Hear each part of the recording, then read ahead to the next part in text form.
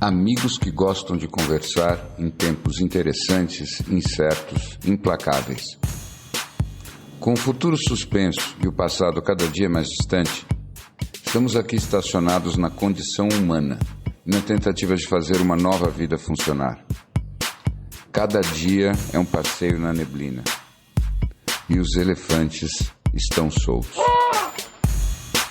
Não usamos nomes, porque somos nós e somos ninguém. O que importa é a conversa e a vontade de gerar alguma luz.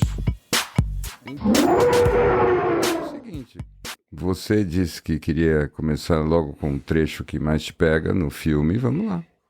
Por que não? Por que não?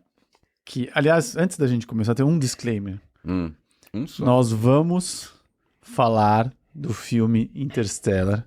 Vamos contar como acaba, vamos virar do avesso. Então, se você não ouviu... Não viu o filme? Não viu o filme... Essa é a sua última chance. Essa é a sua última chance. Volta, assiste. Tá na HBO Max. Tá no Telecine. Tá na Prime. Tá na Prime. Tá na Apple TV. Então, não ouve o nosso episódio se você não tiver assistido o filme. É, isso aí. Mas assim, como é possível que você não viu o filme? Ou eu vou dizer mais... Não vai fazer diferença.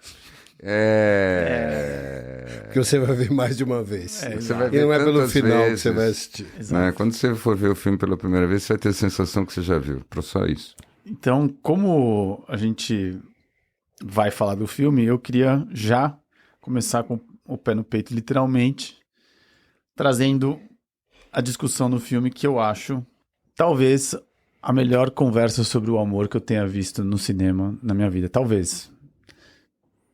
E eu queria trazer esse diálogo aqui pra gente começar a falar sobre o filme. Então eu vou trazer esse diálogo aqui em português, acho que facilita pra todo mundo. E isso me faz querer seguir meu coração. Pode ser que tenhamos passado tempo demais tentando resolver isso com teoria. Você é uma cientista, Brett. Então me escuta. Quando eu digo que o amor não é uma coisa que inventamos, é observável, poderoso. Tem que significar alguma coisa. O amor tem um significado, sim. Utilidade social, integração social, geração de filhos. Nós amamos pessoas que morreram. Qual a utilidade social disso? Nenhuma. Talvez signifique alguma coisa a mais. Alguma coisa que não podemos ainda entender. Talvez seja alguma evidência, algum artefato de uma dimensão maior que nós não conseguimos perceber. Eu fui arrastada pelo universo até alguém que não vejo há uma década, que eu sei que deve estar morto.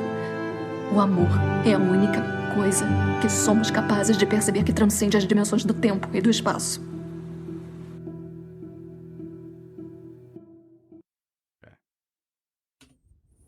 Muito bem. Mas você não acha que você vai botar essa cena pra nós e fazer um sorriso enigmático? Pode começar a comentar.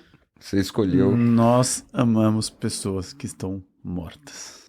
Nessa cena, a doutora Amelia Brand estava discutindo com o Cooper porque ela queria ir para o planeta sem nenhuma evidência porque ela estava correndo atrás do amor dela. E eu acho uma das conversas mais maravilhosas porque quando ele vai argumentando com ela sobre, né, a utilidade do amor, tudo que ela traz e tudo que ela diz, né, sobre o quanto o amor deve ser a maior força que transcende tudo. E eu acho que essa, de alguma forma, é a base do filme inteira.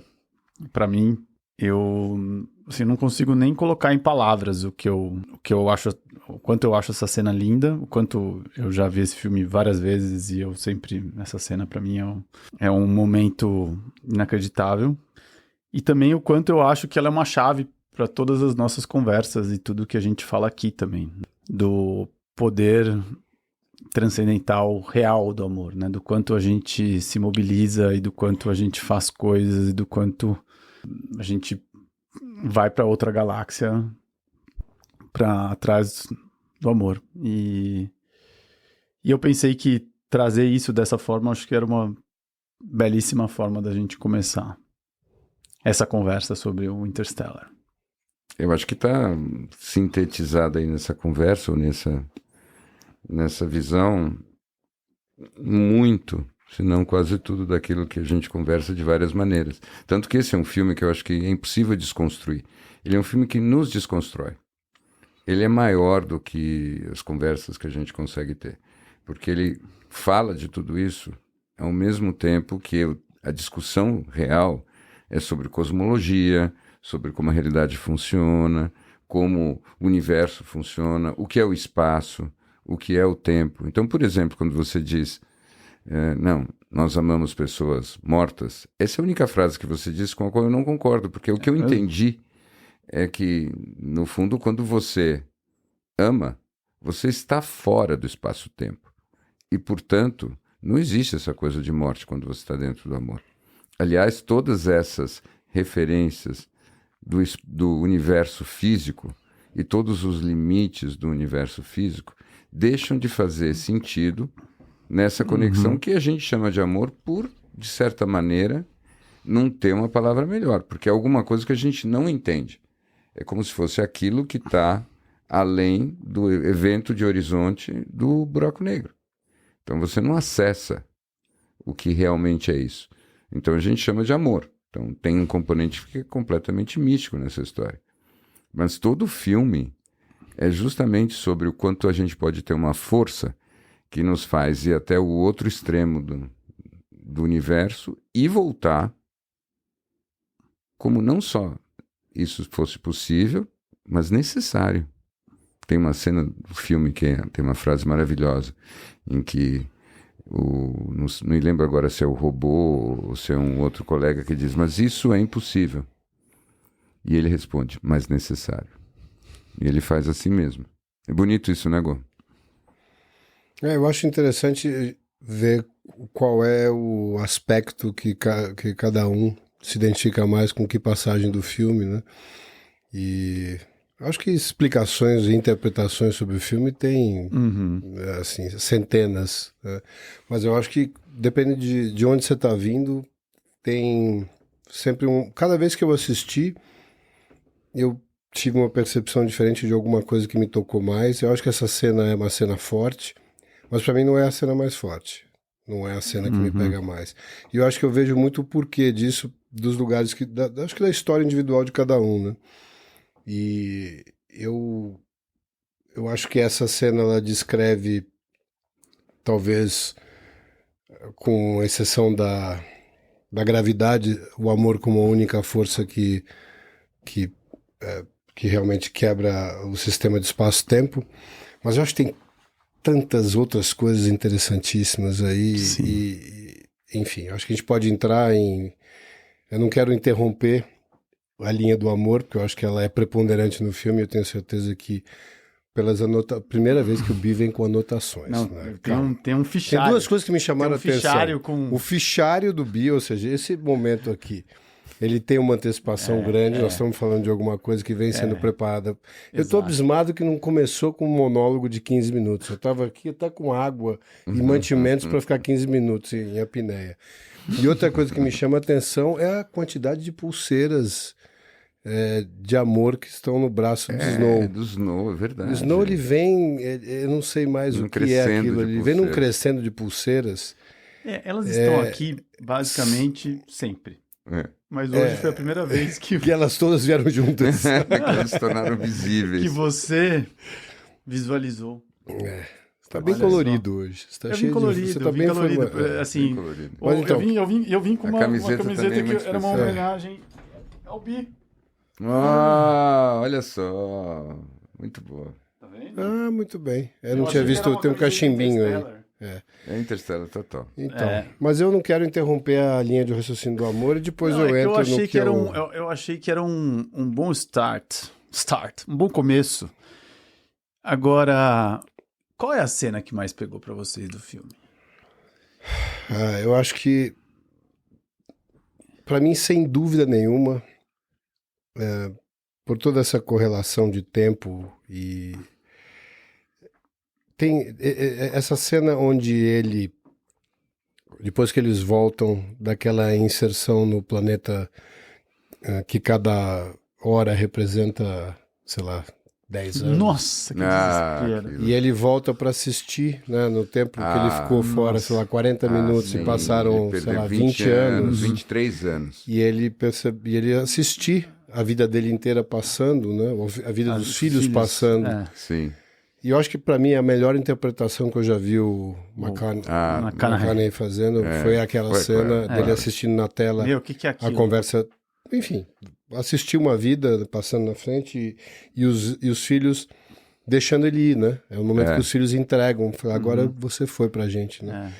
E porque aquilo ele me remete sempre, acho que é no mesmo lugar que me pega sempre. Me pegou nesse filme, me pegou naquele Questão de Tempo, e me pegou naquele Clique, que é do Adam Sandler, que é o seguinte, quantas vezes a gente está diante dessa mesma cena só lendo, com álbum de família, onde você vai passando aquilo tudo sem você estar presente em nada daquilo, né?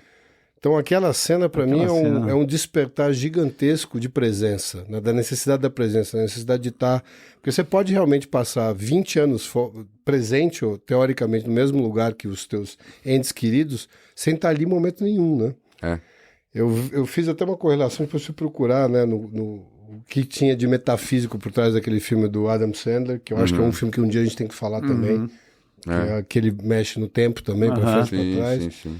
E esse questão de tempo. Então essa cena para mim ela é muito emblemática nessa questão de estar ali vivendo e ver a vida passando tantas vezes, e através de uma televisão ou de um álbum de família você tem a mesma percepção. Eu não estive ali, eu perdi isso tudo. E o desespero dele lá embaixo, né? Aquele cada segundo, meu Deus. Vocês sabem, essa cena me gerou uma reflexão muito específica.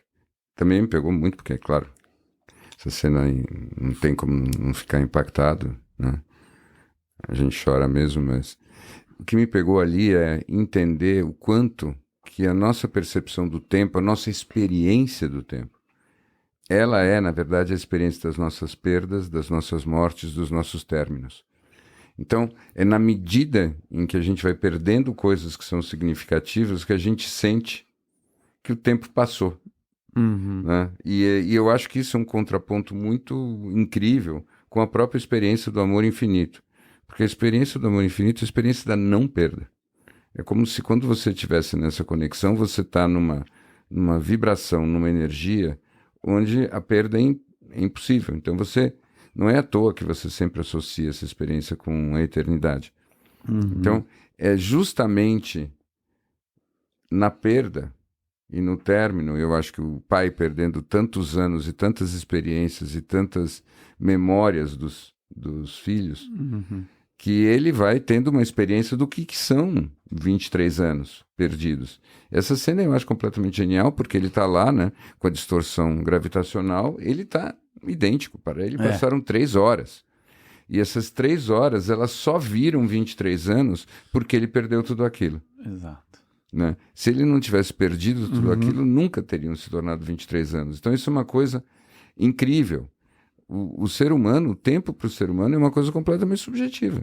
Mas você acha que a gente só consegue ter essa percepção de tempo a partir das perdas? Eu acho. Você não acha que os grandes amores, por exemplo, as coisas positivas que te marquem, eu acho que as grandes lembranças, os grandes encontros... Não, mas então... Você acha que eles só começam a ter lugar na tua história no momento que eles passam a ser perdas? Não é isso. Eu acho que a vida... É longe de mim dizer que essas coisas não são aquilo que faz a vida realmente existir. O que eu acho é que a percepção do tempo, ele é justamente o término ou a sensação de que você não vai acessar mais alguma determinada coisa. Quando você simplesmente se agrega alguma coisa incrível à tua vida, a sensação que você tem, pelo menos para mim, não é que o tempo passou. Talvez, quando acontece alguma coisa muito incrível na tua vida, muito transformadora, você pode até ter a percepção de que você nasceu de novo, mas que tudo começa agora. Então, o que eu sinto é, nas coisas positivas, expansivas, amorosas, luminosas, transcendentes da vida, o passado passa a não ter nenhuma importância. O que eu acho é que a sensação da passagem do tempo que faz um passado relevante ser passado acontece por causa da sensação de perda de alguma coisa. Perda de um contato, perda de um evento, perda de uma energia, perda de uma possibilidade de você mesmo. Então eu acho que a passagem do tempo olhando para trás tem a ver com perda. Mas e é impressionante a genialidade dos caras de fazer essa construção do tempo, né? Dele ficar 3 horas, voltar, ter 23 anos. E como... Tem uma coisa que a gente toma meio como default, assim, como você se sente dentro do filme, né? É um filme que você vai pra galáxia, você vai pra um buraco negro, você vai pra outros planetas e, de alguma forma, os caras têm uma qualidade técnica tão grande que você fica dentro do filme o tempo inteiro. Isso é muito impressionante, né? Fico pensando o nível técnico que esses caras conseguem pra fazer essa sensação de que você se sente ali é muito incrível, né? Mas a cena pra mim que mais me pega, que toda vez que eu assisto, que é quando eu desabo, é quando ela se liga que era ele o tempo inteiro. Tem que explicar do jeito que você falou, não faz o menor quando sentido. a filha pega o relógio, a Murphy descobre que era o pai o tempo inteiro, sendo o fantasma no quarto que jogava os livros. Essa cena, pra mim, eu não sei explicar o que acontece, mas me dá sempre um arrepio, uma coisa, quando junta tudo que... Você sabe que tem uma base arquetípica que eu não consigo... Eu acho assim, os irmãos Nolan tão completamente geniais que eu parto do pressuposto de que eles sabem tudo o que eu falar e muito mais. Então, eles têm todas as referências, porque eles vivem a coisa num nível de profundidade inesgotável, né? Além de terem uma inspiração sobre-humana aí. Mas tem uma história, Snow, que é assim: a figura do pai é a representante arquetípica do próprio tempo. Tá? É através da figura do pai, da relação com o pai, que as pessoas desenvolvem uma relação emocional com o tempo, tá? Então esse negócio tem uma dimensão outra. Não é à toa que a gente fala na mitologia do deus Cronos, que devora todos e que é o tempo, e o pai castrador, que tem a ver com o tempo. O pai também é aquele que olha para os filhos e diz: o seu futuro pode ser assim, se você se desenvolver dessa forma. O seu futuro pode ser desse outro jeito, se você escolher outro caminho. Eu vejo tais e tais potenciais em você. Então, isso, arquetipicamente, é um lugar do pai. Em sonhos, relógios, com muita frequência, representam coisas que têm a ver com a relação com o pai. Eu mesmo, quando estava trabalhando minha relação com o pai em terapia, e eu era analisando muitos anos atrás, eu tive uma série de sonhos absolutamente clássicos com relógios de pulsos mais variados. Entendeu? É mesmo? Olha, Sim, isso é muito comum. Então, quando você vê essa cena dela segurando o relógio de pulso, e no relógio de pulso você tem a senha e a chave para passagem interdimensional entre pai e filha, de um certo jeito é brilhante, genial e óbvio.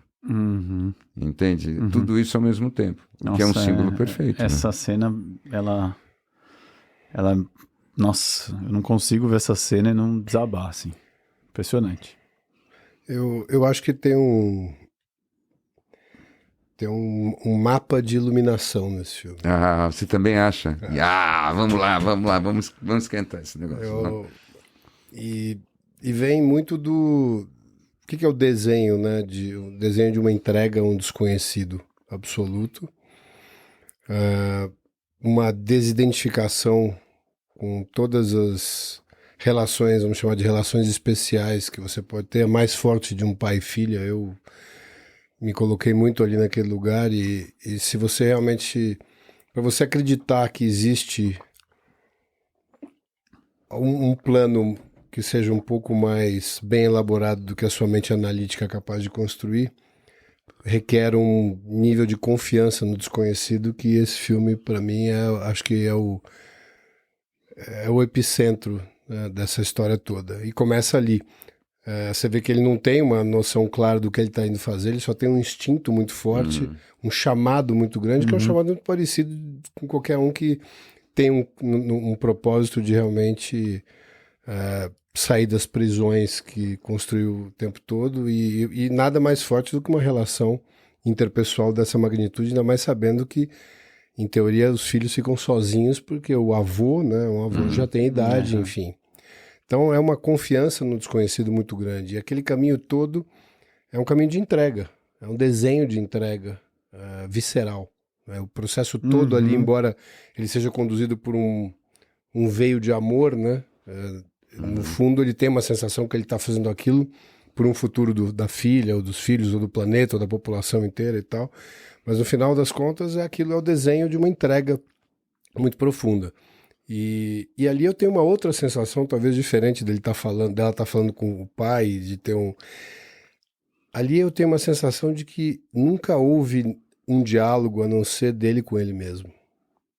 E que aquilo tudo, só existe uma mente. Ali aquilo tudo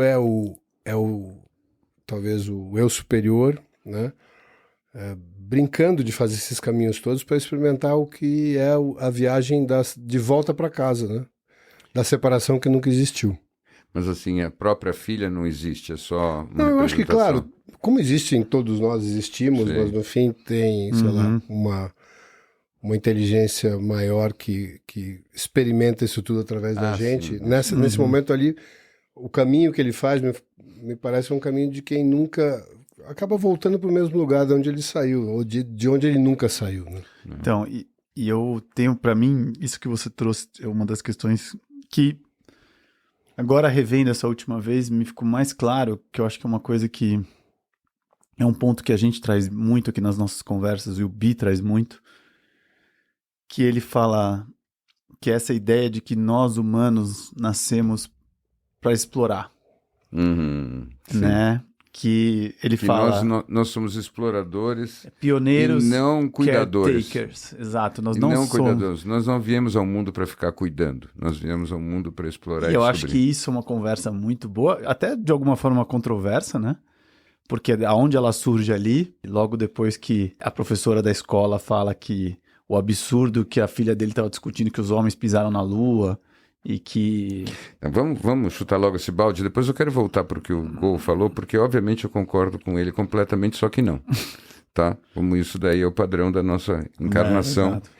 Isso não teria por que mudar agora, né? Exato. Mas vamos pegar esse teu gancho, porque eu acho que ele tem mesmo uma palavra sua, tem uma provocação muito forte. Por que é muito mais importante ser um explorador do que ser um cuidador? Isso. Comece. Não adianta levar só a bola, levantar a bola. Agora chuta. Não, chutar-la-ei. Mas, porque eu acho que esse é o drive, né? Não é só o drive do amor.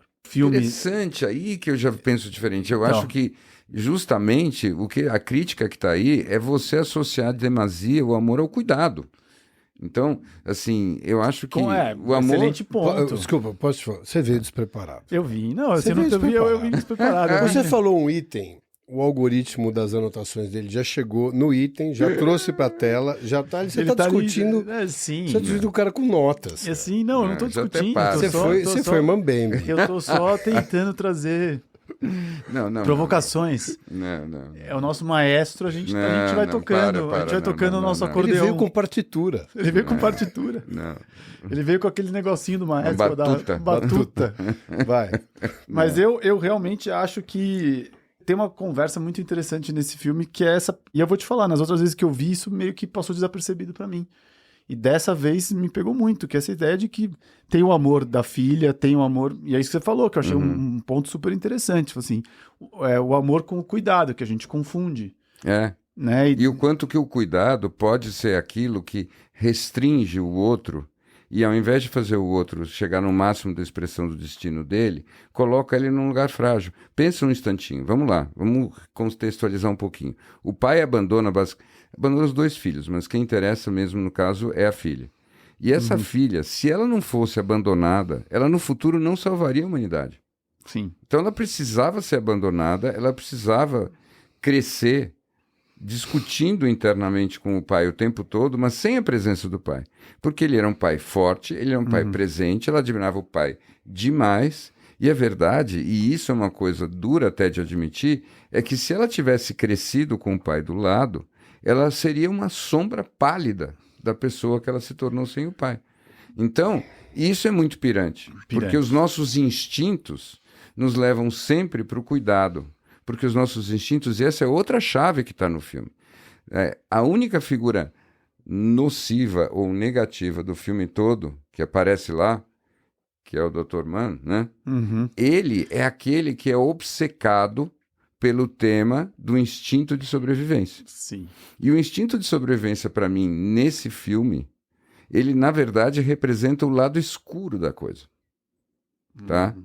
Então, quando você está fazendo as coisas em nome de um princípio maior, e esse princípio ele consegue ser um princípio de esperança, aí você consegue estar na lógica do amor, aí você consegue transcender tempo e espaço, aí milagres acontecem. Agora, quando você está simplesmente no princípio da sobrevivência, você está partindo do pressuposto de que o cosmos é um lugar hostil, que a vida é um lugar perigoso e que, no fim, a gente vai, depois de uma vida tecnicamente miserável, a gente vai morrer, mas a gente vai tentar, como um pequeno animal, lutar até o fim apenas para não morrer. Bi, eu queria te pedir, me fala do filme sem analisar o filme. Me fala do filme onde ele tocou em você. Olha, cara, esse filme é o filme mais importante da minha vida, tá? Então começa por aí. Começo. Tá? Então é o seguinte, sim, eu trouxe notas por uma razão.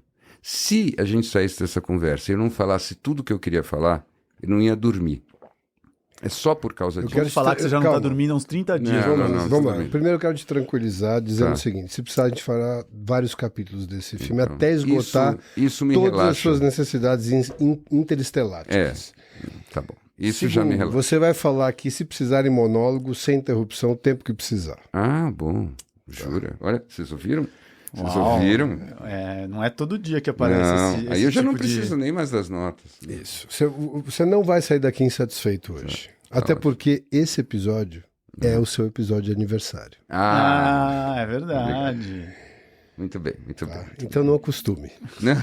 Tá bom. Então Prossiga. hoje eu posso falar à vontade, relaxadamente. Não quer dizer que na edição vai estar tudo. Mas Não, você pode falar não, tudo não, que não. Muito bem, mas podemos falar à vontade. Ele tá com a batuta, mas no fim eu tenho a tesoura. Muito boa essa. Essa frase é muito boa. Mas então, aonde te pegou? Vamos lá. Por que Então, ele é o filme mais voltando. importante da sua vida? Olha, é muito interessante isso. Eu acho que começa com o fato de que o filme mais importante da minha vida, antes dele, era o 2001, Odisseia no Espaço. Né? Que eu tinha visto quando eu tinha, sei lá, 8, 9 anos, e depois eu vi N vezes, tudo mais, dei aula em cima do filme e tudo mais. E eu acho que este filme aqui, ele vai muito além. Né? Ainda que tenha várias referências, tá? E eu digo para vocês que o que me toca mesmo é que... E aí é que eu acho, que eu vejo... Eu vou ter que falar daquilo que eu discordo de você, que é um pedacinho só.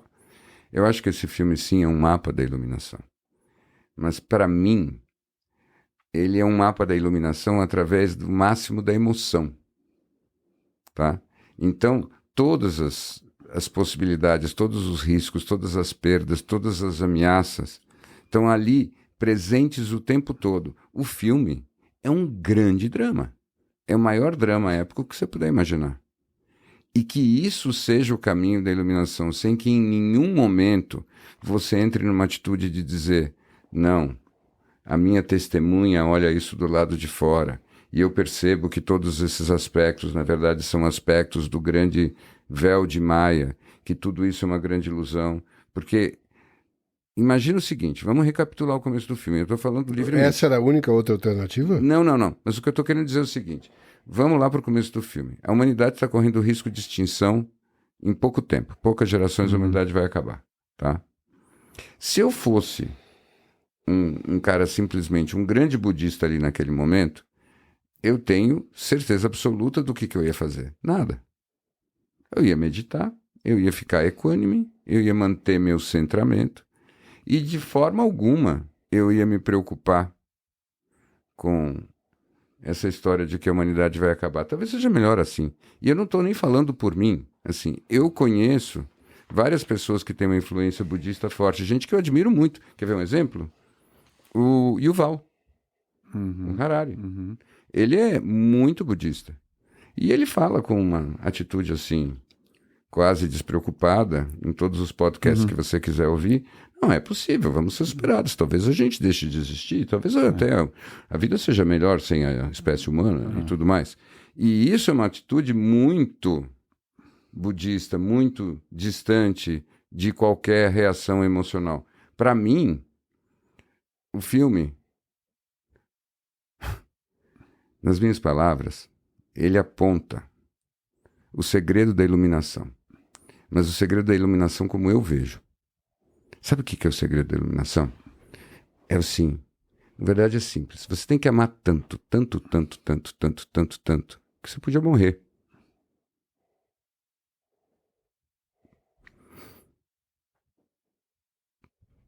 Agora. E aí, claro, obviamente nada mais fica importante, porque o amor é grande demais. Mas, olha só que interessante. Aí que vem a história, e esse é o segredo do filme. Ao mesmo tempo, não existe presente maior do que estar vivo. Tá? Então, você tem que batalhar até o último segundo da tua vida para continuar vivo, para continuar experienciando, enquanto um ser humano, esse amor todo. E isso é iluminação. Tal como eu a entendo. Entendeu? Entendi. Não importa o que acontece, o que importa é o amor. E ao mesmo tempo, você está tudo menos indiferente. Você está no máximo da intensidade, você se joga nesse drama com tudo que você tem, porque é com tudo que você tem que você faz todo o universo girar e você contribui para essa história toda. Esse é o meu mapa da iluminação. Mas por isso que eu disse no início, antes da gente começar a gravar, que esse filme é um camaleão. Sim. Né? Porque ele vai tomar o formato que você precisa,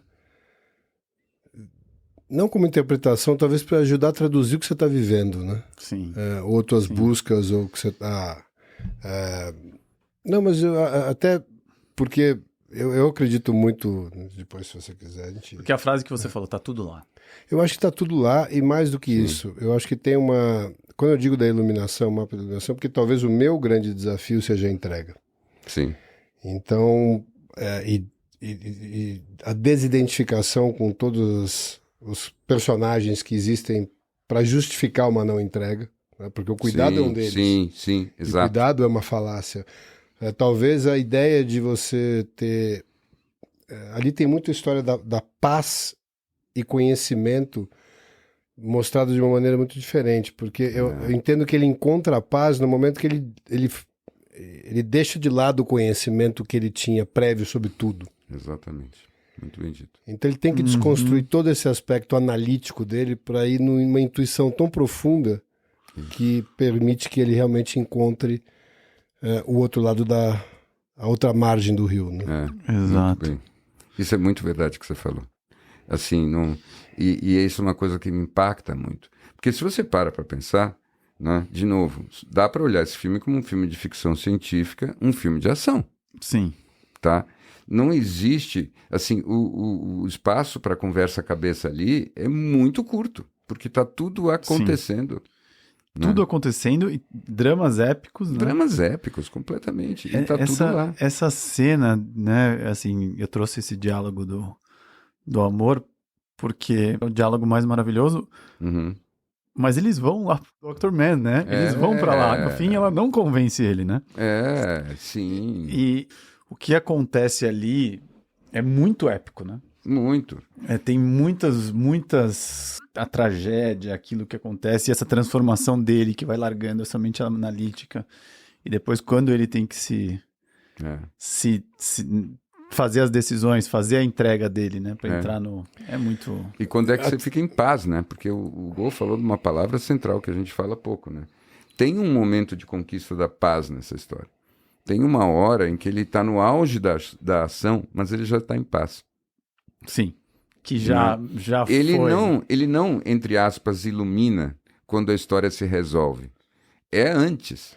É Cara, quando tudo existe uma tava entrega perdido. maior do que você Claro. se soltar para um buraco negro? É, exatamente. Exato. E isso que é o negócio. Naquela hora que ele, para que ela possa ir, ele a liberta dele, isso é o anti-apego. E ela possa quando ir você atrás do percebe- amor dela e aí, também, né? E aí, gente, olha só que interessante. O mais incrível é que esse é um momento newtoniano do filme. Porque tem toda a física ali, tem isso também que me pira o tempo todo. Né? Então a gente estava o tempo todo trabalhando. Tem a física inversa newtoniana também, porque ela destrói a correlação causa-efeito. Claro, isso, tem isso também, porque inverte a ordem do tempo. Mas assim, primeiro, essa história de que você faz o outro andar, né? Aumentando Aham. o momento dele, aumentando a Exato. força É. inercial dele na medida em que você desacopla dele. Então você nossa. só pode se acelerar para frente se você deixa coisas para trás. E no caso, aquilo que você tem para deixar para trás sou eu. Né? Isso, em si, é uma pequena bomba. E tem tudo a ver com um dos únicos mistérios intransponíveis dessa história toda, que é o mistério da massa. Sabe? Na física tem 2 mistérios absolutos. Um deles é a consciência, o outro é massa. A gente não tem a menor ideia do que é isso. A gente só sabe que as relações da massa com a consciência têm a ver com essa outra coisa que a gente chama de energia, e tem muitas implicações ali. Mas, na verdade, a gente não sabe o que é isso. Você falou um negócio que eu me lembrei daquele filme do Adam Sandler, o Click, que ele tem os encontros com a morte, né? É verdade. E a morte tinha 2 portas, uma chamava o além e o muito além. Não sei se você lembra Eu disso. não lembro. Né? Eu não lembro. E quando ele vai no muito além, é o Christopher Walken que é a morte, inclusive. Ah, né? que aliás não podia ser alguém Ele melhor. entra naquela... E é um tipo de um galpão gigante cheio de caixas, né? E as caixas são todas fechadas. O entendimento para ele ir para o muito além, ele tinha que se desvencilhar do que são aquelas caixas. O que são? Todos os apegos dele. Olha só. Olha só. Então esse movimento do muito além, que é o movimento que o Cooper faz no momento que ele deixa ela ir para que eles todos possam ir para o próximo, para o muito além, é todas essas caixas indo embora, né? Todos esses apegos. O último apego que ele tinha ainda era aquele, porque a filha, em última instância, ele perde, ou ela perde o apego por ele, e o filho naquela última comunicação. E é muito interessante, né? E sabe, eu vou falar uma coisa pra vocês muito maluca. Eu já assisti esse filme algumas vezes, acho que mais de 5 vezes. E eu tava reassistindo e eu tinha um bloqueio, eu não lembrava como o filme terminava. Pra mim, o filme terminava com ele ali atrás da estante. Na 5ª dimensão. Sim, ponto. Eu nunca lembrei de o que acontece depois. Porque na minha cabeça eu acho que já vira outra coisa, né? Sabe que Eu acho... não me lembrava do final. Mas eu acho o final ótimo. Não, eu acho bom também, mas é que eu acho que é tão épico ali, é tanta emoção na hora que ele vai ali, que a gente... E daí tem um outro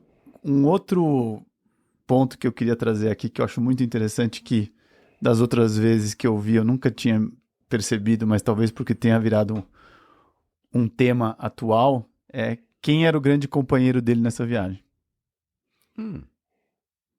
Que era uma inteligência artificial. É verdade. Que foi o grande companheiro deles. É verdade. Né? E que ele dosava a emoção. Né? Ele dosava a emoção, o humor. Sinceridade, o humor.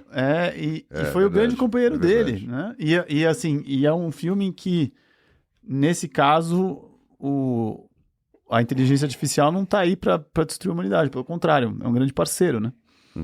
E eu achei super interessante, porque no fim tem uma coisa do filme também que é um pouco da solidão, né? Não, tem uma grande... Aliás, ali tem uma cena incrível do Matt Damon contando um pouco da opção dele de, por não ter família, ter se voluntariado e fazer uma busca inóspita dessa.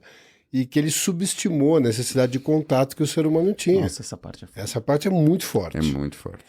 Ele diz, eu realmente vim com uma crença de que como eu não tinha família, não tinha nenhum apego, eu não ia precisar estar perto de ninguém e me deparei aqui com um vazio incontrolável e...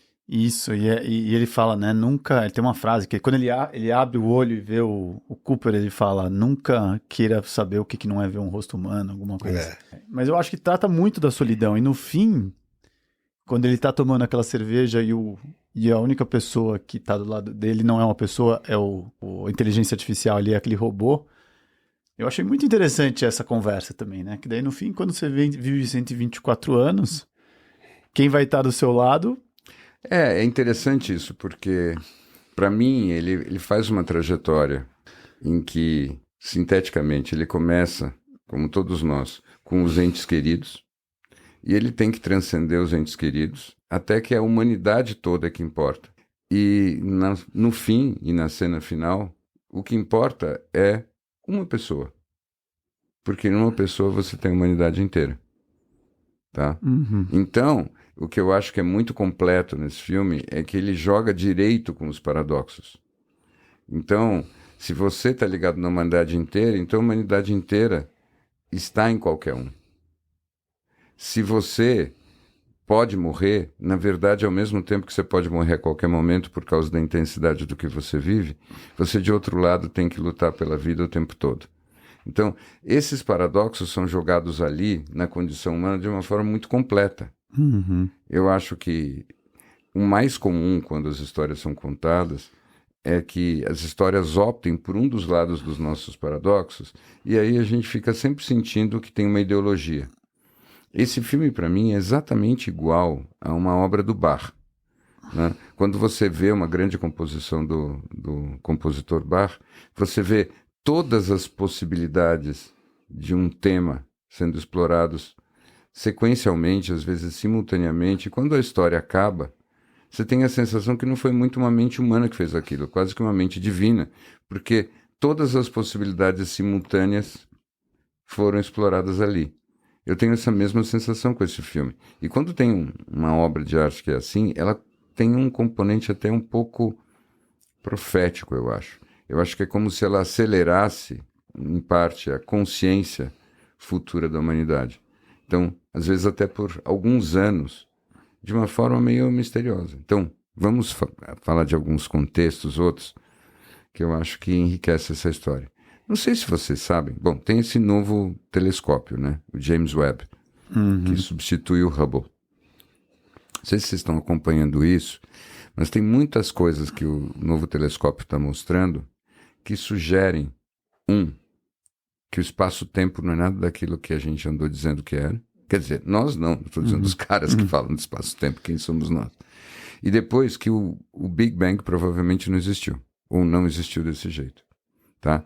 Então, nós estamos tendo um monte de observações e medições que mostram que o nosso modelo cosmológico basicamente está furado. E, de novo, a gente está numa transição de modelo, depois de décadas e décadas que a gente viu historinha de que, então, um dia fez-se o Big Bang, depois em 3 segundos aquilo, e depois o universo em constante expansão. Né? Existe a grande possibilidade de que a gente simplesmente viveu décadas em algum tipo de mito, do tipo de quando Harvard Medical School disse que fazia mal à saúde comer ovo. E aí a gente ficou 20 anos sem comer ovo, e depois descobriu que é so sorry, não é bem assim. Mas, enfim... Então, a gente vive muito nesses mitos que às vezes as autoridades da época nos oferecem. Então, está agora num momento em que o que é o espaço-tempo volta a ser uma questão.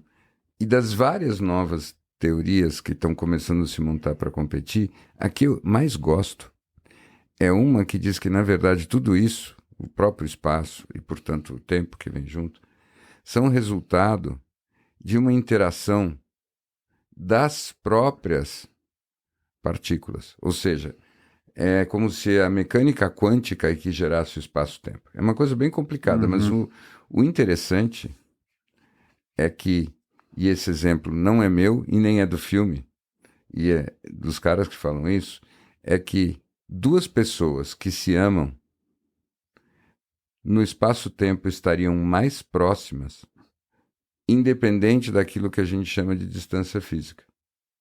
Porque isso teria a ver com o entrelaçamento das partículas. Então é como se fosse assim, você tivesse uma ilusão de distância, né?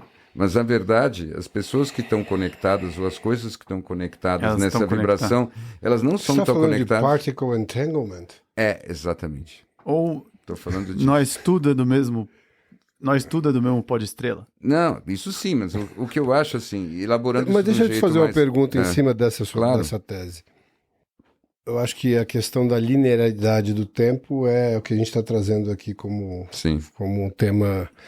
E aí eu pergunto, nessa linha, e desse amor e das partículas, como é que é o entanglement? São entrelaçamentos. Exato. Então, quando você conhece alguém e você tem uma conexão fantástica, ela vem de trás para frente ou de frente para trás? Quer dizer o quê? Você tem essa conexão por tudo que você vai viver com a pessoa, que já está acontecendo agora num tempo linear onde tudo acontece ao mesmo tempo, ou o contrário? Você quer saber a minha impressão? Então eu vou te dizer a minha impressão. Primeiro, porque agora, aquela teoria, aquela parte da teoria que eu estava falando não é minha. Agora a gente entra na minha cabecinha. Tá? E você está falando de uma coisa que é o que eu fico pensando. O que eu acho que acontece? Eu acredito na magia dos encontros. Então, o que eu acho que acontece aqui? Quando há um grande encontro, a energia gerada por esse encontro, com esse entrelaçamento, gera um espaço-tempo e, portanto, gera simultaneamente um passado e um futuro, de uma única vez. Então, toda essa linearidade causal é só um efeito. Eu acho que cada grande encontro é como se fosse um micro-universo independente. E aí toda a sequência das causalidades, ela nasce daquele momento. E a partir dali, a partir daquele entrelaçamento feito, eu acho que aquele entrelaçamento dura fora do tempo. Porque o tempo, na verdade, é só uma ilusão. Eu vou traduzir isso para um formato que eu entenda. Tá? Você está me dizendo que cada um desses encontros... Vamos dizer que cada encontro pudesse... Toda a história de um encontro pudesse caber numa cápsula. Sim. E a intensidade desse encontro, na medida que ele reflita exatamente a intensidade do que tem de emoção dentro dessa cápsula. Então, no momento que você encontra alguém onde essa cápsula que é atemporal, que contém todas as emoções do que vai ser essa relação... Quando esse encontro acontece, essa cápsula se abre naquele momento e dá a intensidade daquele primeiro momento como sendo a somatória de tudo que vai acontecer ali. Daí você tem essa sensação de que tem uma conexão estúpida. Independente de ser boa ou ruim, mas você tem uma noção do tamanho dessa conexão. Porque ela é absolutamente atemporal. Eu acho que é isso mesmo. Eu acho que pode ser manifestado de uma forma emocional, pode ser de uma outra maneira, não tão emocional assim, mas é como se fosse todo o Quando eu falo emoção, é tudo que contém ali. Então, é isso. Todos os itens do tudo isso. Mas você falou que daí como se o espaço da distância, vamos dizer, física fosse uma ilusão? Não é que necessariamente uma ilusão, mas é que a verdadeira, digamos, o verdadeiro mapeamento não é o físico. O verdadeiro mapeamento é medido pelo grau de entrelaçamento entre as coisas. Eu chego a dizer o seguinte: o que gera a ilusão, olha que frase que vai sair da minha boca, né? O que gera a ilusão da distância é a experiência de tudo aquilo que você ainda não consegue amar. É como se fosse assim, aquilo que você já... Mas isso sem nenhuma dúvida. Então, de repente, eu disse o óbvio. Não, isso né? sem nenhuma dúvida. Então, mas aí você tá Eu não vendo? consegui nem pensar. Eu não consegui chegar lá. Porque não consegui terminar a frase. se houvesse um problema para se discutir, era um problema de uma separação. Sim. Claro, isso. Se não existe essa separação... Então, o não existe espaço, problema. a própria noção do espaço e, portanto, da distância... Se você não conseguiu amar o outro o suficiente ainda para perceber que não existe o outro. Sim. Isso, vamos voltar para o filme, porque está tudo no filme. Assim, o que é incrível no filme, e ele é meio óbvio quando você para pensar, é assim, é que se você se concentra no amor do pai pela filha, ou da filha pelo pai, o fato de que ele está numa outra galáxia é irrelevante. Sim, isso é muito louco. Esse que é o depois negócio. de um wormhole, né? Não, mas então, depois de um wormhole e não sei mais o quê. É. E, na verdade, é ele do futuro que provavelmente construiu na 5ª dimensão esse espaço para poder se comunicar com a filha ali que estava na 3ª dimensão. Isso. Então, essa conexão entre os dois, ela... É. O que é espaço-tempo Então, exato. diante disso? E quando ele fala, o filme todo, quando ele fala que gravidade é a única força que atravessa o espaço-tempo sem nenhum problema, é daí que veio essa minha história de que o amor e a gravidade são a mesma coisa. Tá? Então, na dimensão mais física, né, quando você tem uma força gravitacional enorme, né, os corpos se atraem e ficam grudados. Né? E isso é muito parecido com a manifestação mais concreta e física do puro amor. Quer dizer, gruda e não quer desgrudar mais, por exemplo. Mas assim, a ideia toda que está por trás é que essa conexão, quando você está nela, a distância e o tempo não importam. Tá? Agora, quando você para pensar em todos os teus momentos que duraram demais, demorou para passar, ou é muito longe, ou você pensa nesse espaço sideral de tantos milhares de anos-luz e essa coisa que parece que não acaba mais e você tão pequenininho. Na verdade, isso é uma experiência de não conexão. Sim. Entendeu? Você está o tempo todo sentindo, olha quanta coisa eu não tenho conexão nenhuma. Olha quanto espaço que não está entrelaçado comigo. Aquilo que está entrelaçado está comigo. O que não está entrelaçado é distante. Então, é imaginar um espaço-tempo ao contrário. Quer dizer, é justamente porque a gente ainda ama poucas coisas ou poucas pessoas ou tem poucos entrelaçamentos que o espaço-tempo parece uma coisa tão distante, tão inóspito, tão longo. Né? É, porque nós temos preferências, né? Enquanto isso. a gente cede essas preferências, a gente escolhe o que a gente vai amar e o que a gente vai afastar, para citar o seu budismo. Exatamente. Enquanto a gente ainda não ama tudo, a gente tem distâncias.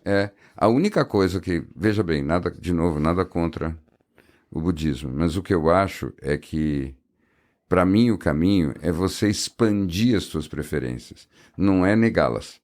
Porque eu acho que quando você fica desconfiando das próprias preferências, você desliga a intensidade de você mesmo. E para mim essa história toda é você juntar toda essa percepção cósmica. Por isso que eu acho que o Cooper, o principal do filme, para mim ele é um grande herói mesmo. Porque ele vive tudo no auge da visceralidade. Ele vive tudo no auge da emoção. E ele vive tudo, a entrega, o desapego, o que quer que seja, não de um lugar em que a consciência dele está livre, mas ao contrário, de um ser humano completamente encarnado que atravessa tudo, né, se ralando em todos os obstáculos. Mas aí tem uma coisa que me chama muita atenção nele. Ele tem o momento dele de briga com a realidade é muito curto sempre. É verdade. Então, eu acho que por isso que ele se move tão rápido dentro do processo, e a impressão que a gente tem é que quem está de fora, ele está até com uma entrega muito grande no processo todo, porque apesar das intempéries serem gigantescas, ele está sempre no flow do processo. Mas você não acha que isso é psicologia do homem de ação? Não é exatamente o meu perfil, mas eu convivi, né, com várias pessoas que são de perfil pessoas de ação. E eu já explorei com elas como é que elas funcionam. E tem essa história. Então, por exemplo, o cara que é um grande velejador, e ele me conta o que acontece dentro dele, que quando as coisas ficam pretas, vem uma superviração, essas coisas. Eu sempre pergunto, mas aí você não fica com medo? E aí ele basicamente diz que não, porque nessa hora tem tanta coisa para fazer que ele se concentra em tudo o que ele tem para fazer, ele fica absolutamente calmo e ele não discute com a situação de forma alguma, ele só age. Então, mas aí até uma outra perspectiva, você falou de voltar no budismo, porque o budismo por si só ele tem uma doutrina com várias possíveis interpretações nos seus detalhes, mas eu acho que o principal deles vamos chamar de um budismo ativo, seria você agir a partir do momento de aceitação da realidade. E outra, passivamente, sempre viver claro, uma aceitação, como você disse, se eu tenho uma percepção de final do mundo, eu vou ficar sentado meditando, opção A.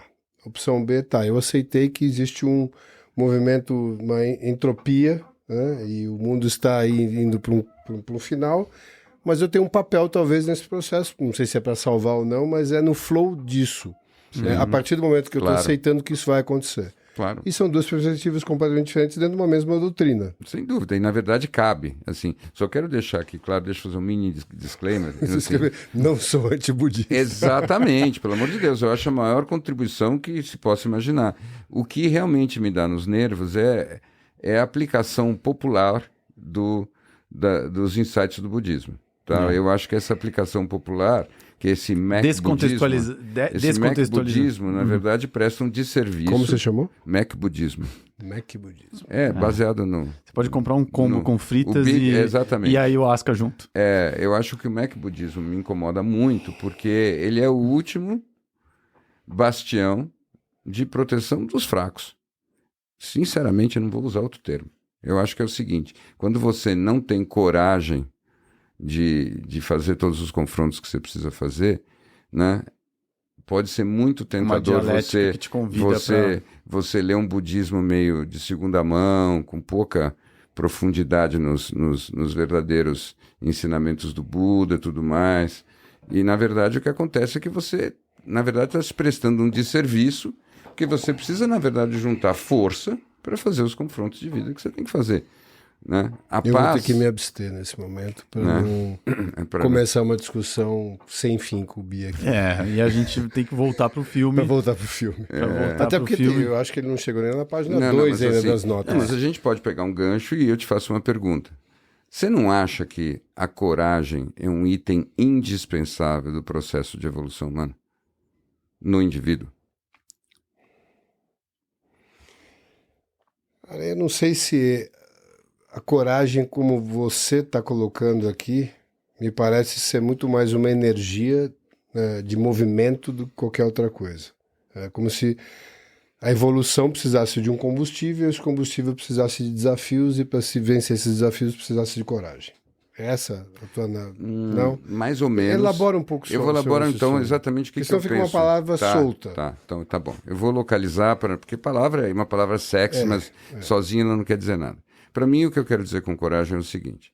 Existem um monte de situações onde existe o medo, tá? Ok. E o medo, normalmente, não é um medo simplesmente como uma emoção. O medo costuma estar associado com uma percepção, às vezes uma fantasia, uma simulação de eventos, de situações.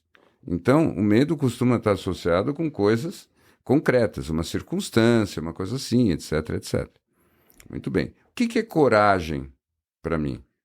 Coragem para mim significa que você não deixa que o medo seja um empecilho para as tuas decisões e para a tua ação. Você sente o medo, mas ele não vai ser aquilo que te guia. Né? Isso é ter coragem. Eu acho que, para a gente não ter que entrar também no que é medo, né? Porque tem o medo saudável que te impede de morrer, né? Enfiar o dedo numa tomada, né? Pegar um cabo de alta tensão e usar de canudo. Mas eu acho que tem a questão de... Eu concordo com uma coisa no que você disse, que o processo evolutivo está muito em ir em direção àquilo que te amedronta. Isso. E nesse aspecto, sim, eu concordo que a coragem é um combustível... Eu tava pensando aqui, para trazer um... Eu tô ouvindo e lendo a biografia nova do Elon Musk. Uhum. E ele, desde sempre, tem essa vontade de...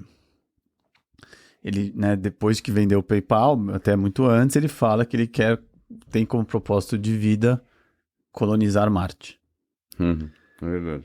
E não é por amor e não é por coragem. E talvez seja uma das coisas interessantes para a gente discutir, e usando só ele como um anti-herói dessa saga, porque... será que ele se vê como anti-herói, né? Então, porque ele é uma figura controversa, enfim, podemos falar horas dele aqui, mas não vem ao caso, mas a questão é, que tá movendo ele ali? É a coragem? É o medo? E no fim, tem um pouco isso, né? Quando a gente tá falando de a coragem, eu concordo com a perspectiva de que a coragem move a humanidade, mas também tem outros elementos que movem a humanidade, né? E quais são esses? A primeira frase do livro do Musk é para aqueles que eu ofendi, eu criei o primeiro carro elétrico, eu tô levando os seres humanos para colonizar Marte, ponto. Assim, ele não tá minimamente preocupado com as pessoas que ele ofendeu, que ele não ofendeu, que ele amou, que ele não amou, mas em teoria existe aí um amor pela humanidade. Não sei, não. Eu não Então, sei nem se ele é corajoso. Então, eu também não acho, mas provavelmente ele sim vai ser o cara que vai levar a gente a colonizar Marte. Provavelmente. Veremos. Assim, as chances estão mais deste Sim, lado, né? É verdade. Então, o que leva a isso, né? É a falta que ele sentiu lá com as questões paternas dele? As questões do ego dele que estão levando a gente? Snow, eu acho que é o seguinte, aí para mim essa história é, quando você vai ver a biografia de qualquer pessoa relevante, as estruturas que estão por trás das biografias são iguais para todo mundo. Entende? Ou você teve um pai que era distante, te decepcionou, ou você Não teve um acredito que pai... o Snow fez essa pergunta. Por quê? Você fez uma pergunta psicológica pra ele, cara. Não, é que não queria falar de psicologia. Tá bom, vamos lá. Como assim? Eu vou refazer, Você perguntou se tinha alguma relação com o pai Não, dele. então, mas eu não queria falar do pai. O meu ponto todo Isso é... não se faz eu não num acho que episódio ele tá a gente sendo... tem tempo pra falar. Ele não tá sendo movido pela coragem.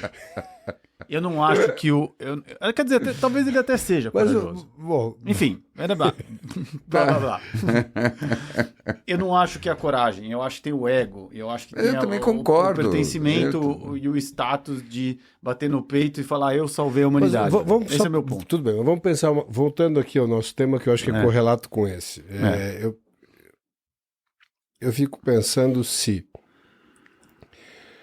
toda essa ideia, toda essa energia e recursos, né, gastos para se pensar em colonizar Marte, como é que isso se traduziria se investido aqui, né, em processos de evolução de consciência ou de encurtar essa distância que o Bi falou, em enxergar o outro como estranho e tudo mais, né? Porque eu não imagino que você colonizando Marte com a mesma consciência que você destruiu a Terra, você vai ter um desfecho muito diferente em Marte. Claro. Só não tem nada para destruir lá, né?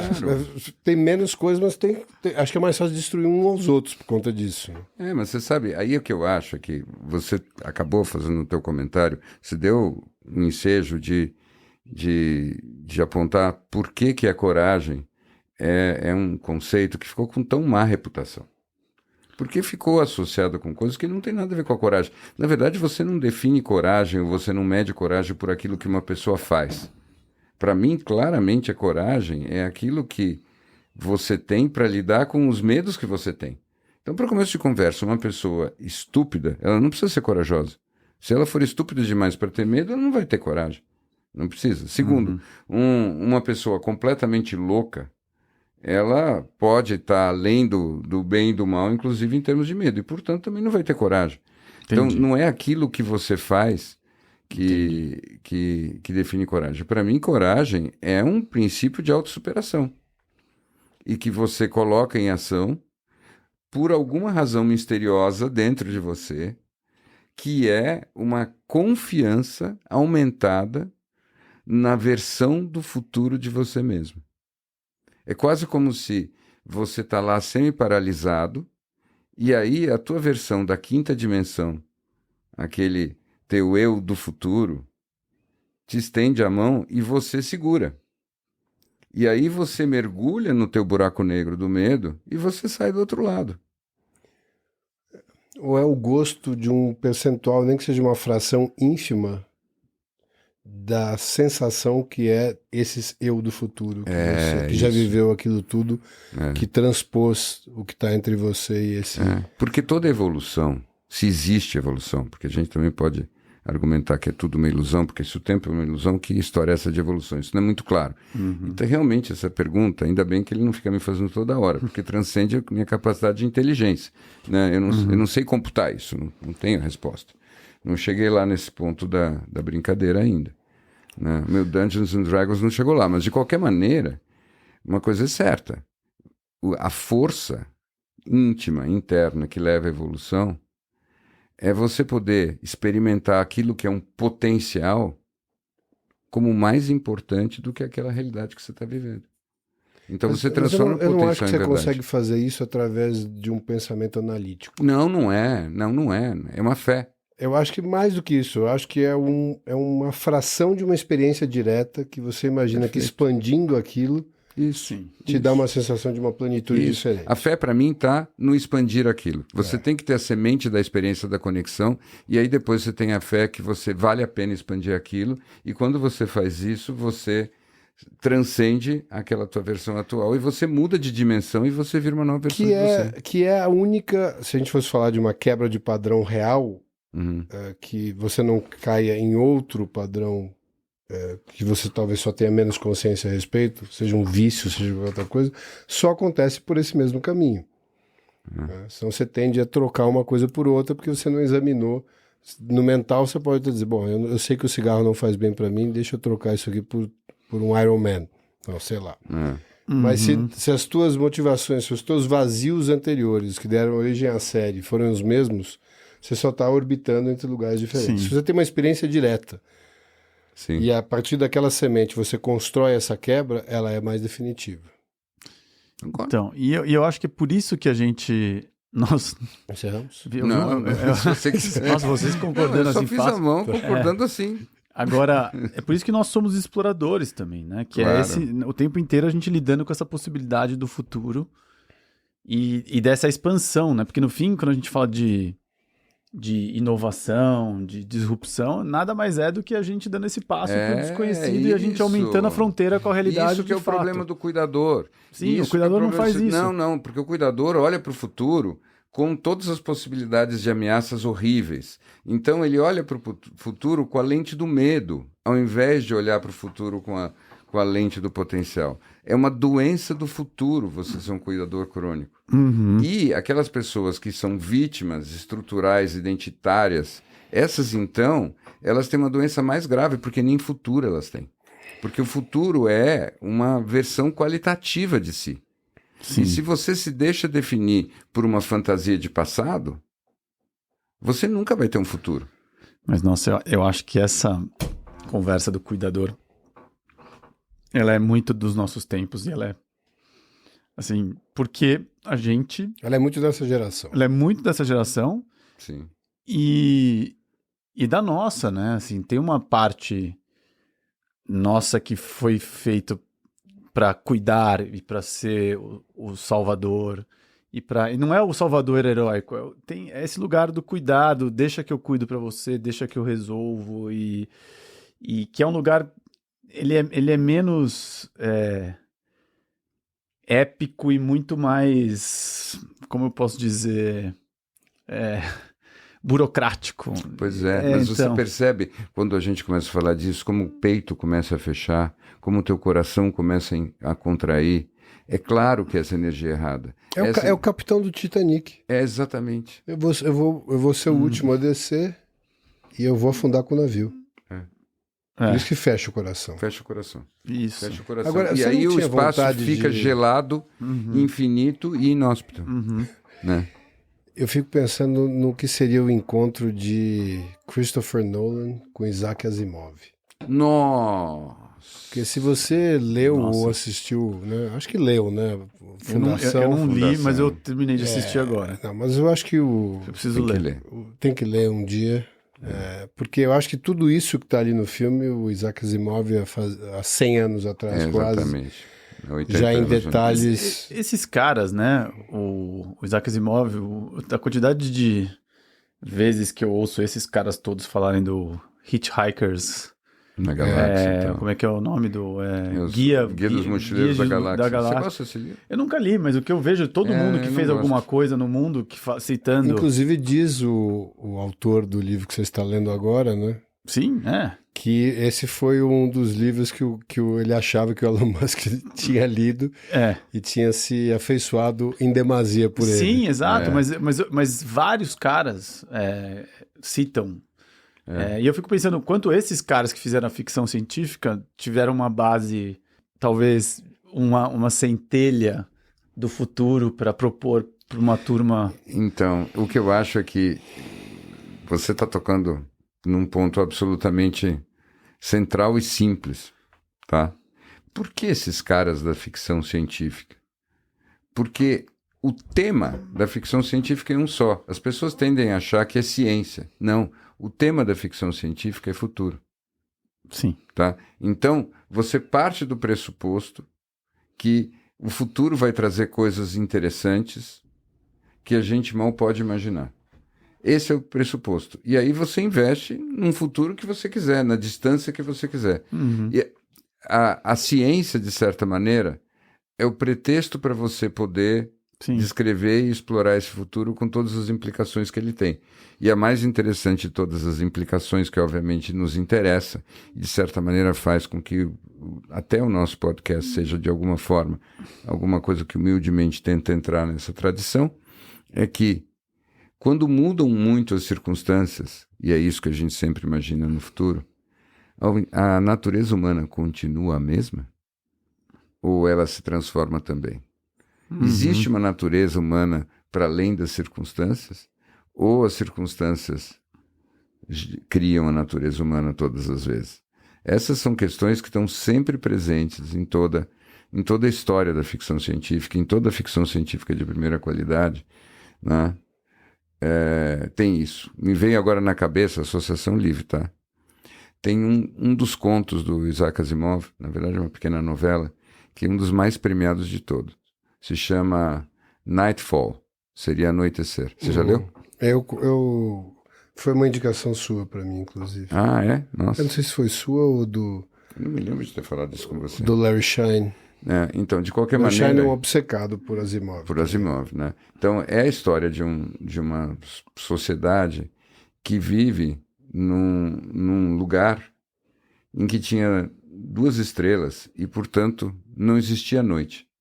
Então, quando uma estrela não estava na posição de gerar dia, a outra gerava. Então, era um dia contínuo. E aí acontece um fenômeno, não me lembro dos detalhes, eu li há muito tempo atrás, né? Quase na época que o Asimov escreveu.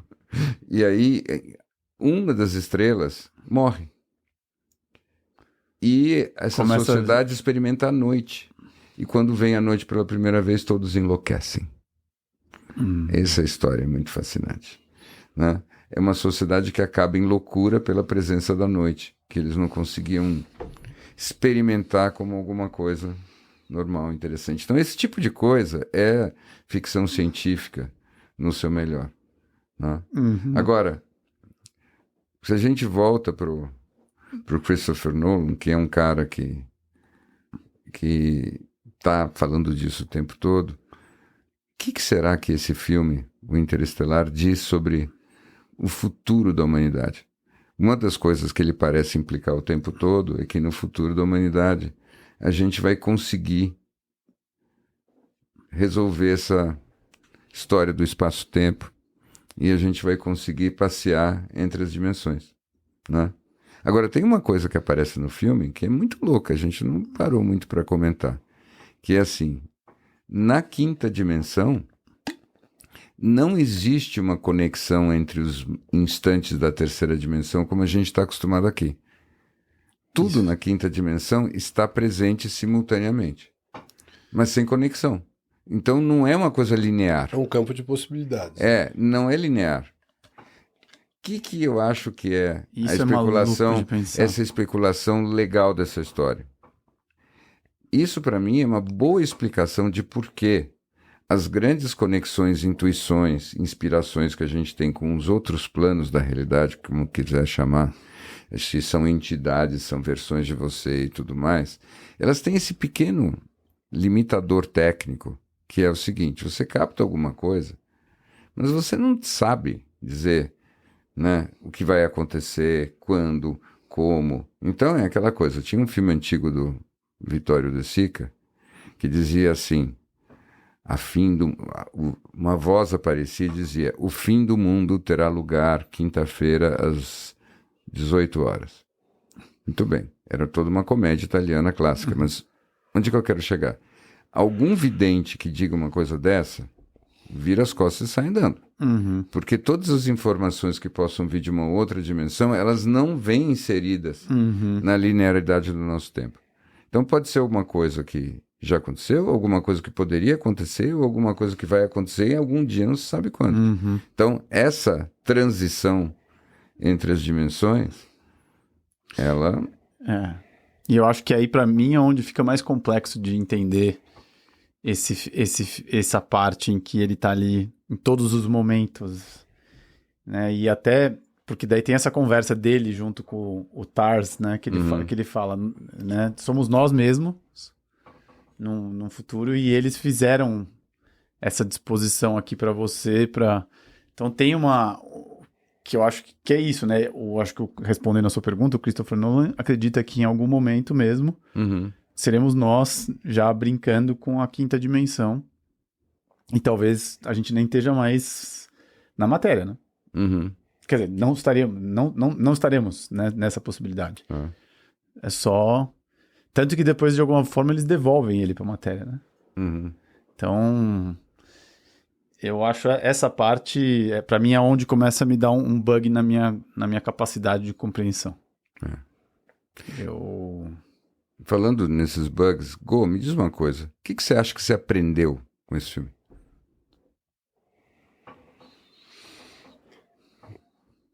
Bom, eu acho que a primeira coisa que eu aprendi foi justamente essa ideia de que eu não tinha nada para aprender, só para lembrar.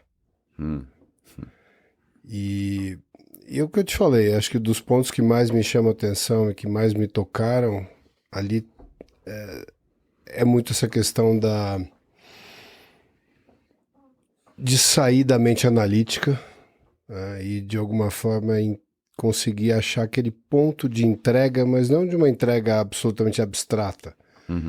Uma entrega a partir das múltiplas percepções e experiências reais e diretas que eu já tive na minha vida, e que talvez não tenha dado a elas o peso que eu quis, porque ele foi substituído por um pensamento analítico. Então, o aprendizado do final disso é uma lembrança de que elas já sempre tiveram, todas essas sincronicidades, essas experiências diretas sempre tiveram no meu arcabouço, e que eles são a semente de qualquer caminho que eu quisesse construir a partir daí, para uma entrega definitiva que não tivesse nenhuma justificativa intermediária, como os cuidados, ou seja, quais forem as outras historinhas que eu conto para mim mesmo, para deixar de fazer um caminho que eu já conheço, de voltar para casa.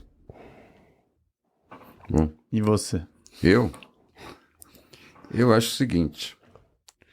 Essa é aquela pergunta de debate que ele faz, porque ele quer fazer a pergunta que ele quer responder. Eu quis me livrar da pergunta e já passei para ele. Não consegui produzir uma... Não, eu realmente queria saber, né? Porque eu vejo que a tua relação com o filme, Go, é muito mais pacífica do que a minha. Você ama o filme de paixão, e nada sobre isso, mas você fala dele... É que eu não acho que esse filme começa no Interstellar, né? Ah, você tem uma visão diferente da história. Eu acho que o Interstellar é parte de uma saga. E ele vem construindo isso, e ele passa por muitos desses lugares do tempo, tanto no Tenet quanto no Inception, e agora no Interstellar, Memento mesmo. No Memento, enfim. Sim. Toda essa relação dele de enxergar, sempre ter a impressão de que ele está narrando o passado quando ele está falando de futuro. E essa é a sensação que eu tenho. Então o Interstellar ele vem para tratar de um tema ainda, que é esse lugar atemporal que a gente vive, né? Que não existem essas distâncias que a gente constrói através dessa mente ensinada, não é de uma mente percebida. E então ele vem de uma sequência de lembretes, né? E se a gente estando atento, sempre uma lembrança assim, tá sempre presente isso tudo, né?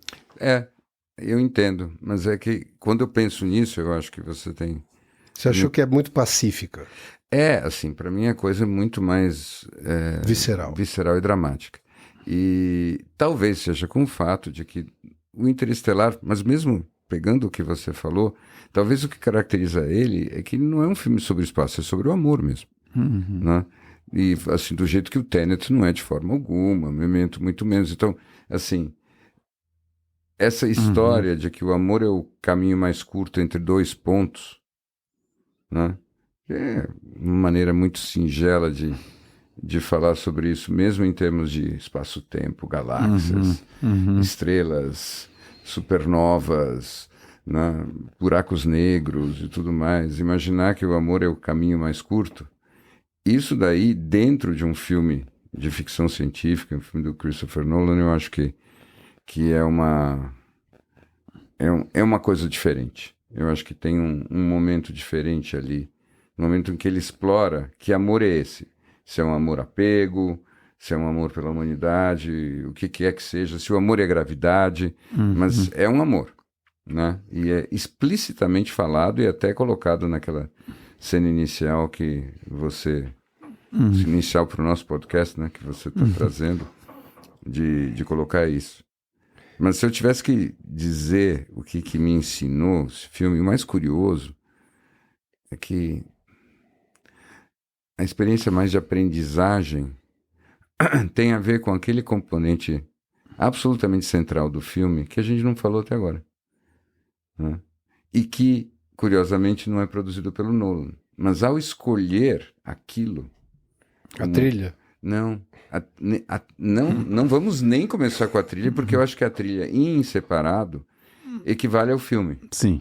Né? E quando a gente sabe a história que está por trás da trilha, a gente sabe que, obviamente, existe uma força maior guiando todos os grandes gênios. Porque essa trilha, né, o Nolan, quando deu a encomenda para o Hans Zimmer, ele não sabia que era um filme sobre espaço. Ele não sabia que era um filme sobre nada disso. Não tinha nada. A única coisa que ele tinha era uma relação de pai e filho. E saiu aquilo. Exato. Não dá para acreditar. E eu sei que foi isso mesmo. Então, nós estamos falando de uma outra dimensão, assim. Os caras, eles mesmos, na quinta dimensão, se passaram a mensagem para fazer o filme. Mas não, voltando, o elemento para mim pessoalmente, trouxe essa diferença, foi o poema. O encaixe do poema dentro do filme. Né? É aquele poema do Dylan Thomas, se for fazer uma tradução caseira da parte essencial, é: não entre gentilmente nessa noite. Lute contra o apagar das luzes. Né? O essencial desses dois versos é isso. Na verdade, o poema, né, contextualizando, é um poema do Dylan Thomas a respeito do fim da vida, sobre a ideia da morte de um ponto de vista bem subjetivo e individual.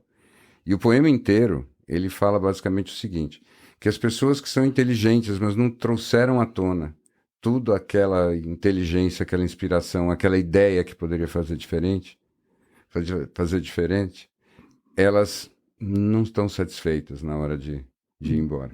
Aquelas pessoas que são boas e que podiam ter feito muito mais pelo mundo, mas não fizeram, elas também sentem que não estão prontas para ir embora. Aquelas pessoas que não viram tudo que podiam viver, elas também não estão prontas para ir embora, e elas também lutam. E no fim, ele está escrevendo esse poema para o pai dele, e ele dizendo para o pai: lute, não vai embora ainda. Né? E é engraçado que, de novo, é um pai. Né? Olha. De novo, é a figura de um pai. E por que isso, para mim, me pegou muito? Porque eu vi esse filme num momento justamente que eu acho que eu estava muito budista. Eu estava entendendo esse amor cósmico como uma coisa totalmente transcendental, que a gente expandia, que a gente iluminava em direção às estrelas e tudo mais, etc, etc. E eu não tinha entendido aquilo que para mim é muito claro, que na experiência humana a gente sempre tem o paradoxo. Né? Se você acha que você se livrou do paradoxo, você está enganado. Não existe nenhuma atitude, nenhuma condição que pode te levar fora do paradoxo, inclusive aquilo que a gente pode chamar de iluminação. Né? Então, o paradoxo, para mim, dessa história é, na verdade, quanto você mais se expande, quanto mais você sente, quanto mais você vive, quanto mais você abraça o todo, mas ao mesmo tempo você tem que abraçar e lutar pela intensidade daquele instante, daquele momento. De um lado você tem a eternidade, e talvez o tempo não exista. E de outro, você tem que colocar toda a força das tuas células, tudo aquilo que tem em você, toda a tua capacidade de respirar, todo o sangue que o teu coração bombeia, tudo você tem que colocar o máximo possível naquele instante. E isso é o avesso da eternidade, a intensidade do momento. Esse é um diálogo do Bhagavad Gita, basicamente. Não é? Entre Lord Krishna. Eu acho. Mas eu não tinha sacado a coisa desse jeito. Quando o Krishna diz, vai lá. Vai lá, vai intenso, mas vai Vai full. intenso. Mas pra mim esse é o recado desse filme, ouça o seu coração, né, assim, segue a sua verdade e se entrega com toda a intensidade possível e a essa sensação, né, a essa centelha que você falou, pra mim ela existe, né, Pra mim essa, assim, eu não sei se talvez isso é um aprendizado, mas é uma lembrança constante de que e esse convite que ontem ficou muito claro pra mim quando eu tava revendo, que é isso, assim, convite ao movimento, né? Cara, é um convite à confiança ao desconhecido, né? Sim. E isso é o cerne da coragem. A coragem não é um ato, sei lá, não é uma coisa montada, estruturada. Não. É o salto do Matrix de um prédio para o outro. Exatamente, é só isso. É isso. Sim. É isso. E você eu tem não toda sei o razão. que tem do outro lado. Você tem toda razão. Tá no Mas a Bhagavad minha Gita. intuição assim. está no Bhagavad. Tá, você tem toda razão. Não é a leitura clássica budista, mas está totalmente no Bhagavad Gita, assim. É isso. E você não pode separar uma coisa da outra. E eu acho que isso é maravilhoso, porque, de certa maneira, eu sinto que muita gente que se aproxima dessas discussões e busca essa expansão da consciência hoje em dia, no nosso meio, no nosso tempo, na nossa cultura, na verdade tem por trás uma fantasia de se livrar dos perrengues. Não é? Como se você estivesse encontrando uma saída de emergência, e aí, a partir daí, você tomou uma pílula de invisibilidade ou tivesse um manto da invulnerabilidade, e aí as coisas não fossem mais te acontecer, e isso fosse, que Exato. legal, eu iluminei, agora nada mais me acontece. Quando, na verdade, né, quanto mais você tiver com uma compreensão do todo, mais você se lança em tudo aquilo que pode te acontecer. É quase como se mais possibilidades da tua vida existissem simultaneamente e você vai vivendo todas elas, cada vez mais complicadas, cada vez mais dramáticas, cada vez mais complexas, cada vez mais intensas, e tudo fica parecendo mais do que nunca esse jogo de vida ou morte, esse jogo de salvar a humanidade, esse mergulho nas galáxias que você não conhece. Né? Sim. Então, e isso é um percurso de alguém que está evoluindo na direção da iluminação. Afinal de contas, onde é que está a luz? De onde vem a luz? Das estrelas. Vamos ao encontro delas.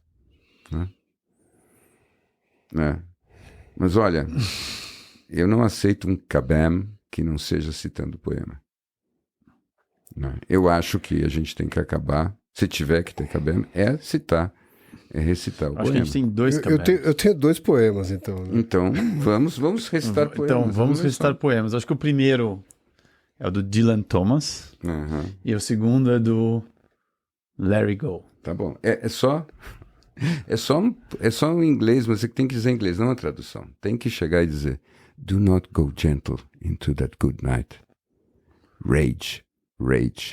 Não, eu acho que acho que o poema merece. Acho que o poema merece uma entonação, vai. Uma entonação, Tá. uma entonação Não. visceral. Do not go gentle into that good night. Rage against the dying of the light. Kabam! E agora? Qual é E o outro agora poema? a gente vai ter um outro poema? Não, poema, eu vou recitar um poema, Albi. Você quer uma... Acho que em formato de poema. Você quer uma base? Uma base... Eu não sei se eu quero uma base. Não quer? Você acha que eu quero uma Acho que base? você quer uma base. Então você está dizendo que eu quero uma base, dá uma Eu base. acho que eu vou te dar uma base. Eu acho que você precisa de uma base. Dá uma base. Pera aí. Tá abrindo a base. Abrindo a base. Pera aí só um segundo. Vou te dar a base. Da base. 1, 2, 3.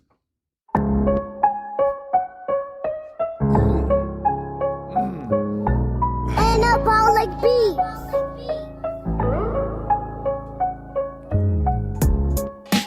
Yeah. Aham. Alô você, da tribo de elefantes. Hoje vou falar de um paquiderme relevante. Lá fora ele tem nomes, mas o que importa é aqui. E aqui na nossa roda ele é o Larry B.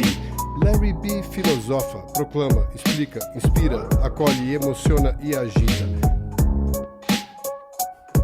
Larry B é o elefante que pisa mais profundo, deixa uma pegada que emociona todo mundo. Por isso celebramos não só seu nascimento, mas toda a sua jornada e o nosso casamento. Yeah! Nosso casamento. Larry Snow, Larry Go admiram seus requintes, mas quem te ama e admira são mesmo os ouvintes. Então fica aqui um abraço necessário, um caban especial e feliz aniversário, B! Ha! Feliz Yeah. aniversário. O B! Paquiderme Ha. relevante. Profundo, Paquiderme relevante. vai fundo. Kabam! Cabam, cabam. Feliz aniversário.